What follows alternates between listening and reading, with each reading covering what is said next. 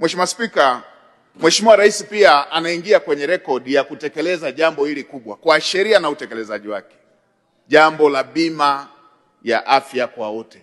Hili ni jambo kubwa ambalo Mheshimiwa Rais amesimamia kutungwa kwa sheria yake katika uongozi wake, lakini pia na mpango huu utekelezaji wake umeanza katika awamu yake, na tutaendelea kuboresha kama ambavyo tumeendelea kuelezea maelekezo ambayo yametupatia ili kuweza kuhakikisha kwamba Watanzania wananufaika na jambo hilo kubwa la afya. Na Mheshimiwa Spika, jambo hili la bima ya afya kwa wote na lenyewe sio tu sheria na sio tu matamko, yamefanyika mambo makubwa kwenye miundombinu ya afya kuweza kuhakikisha kwamba jambo hili linatekelezeka.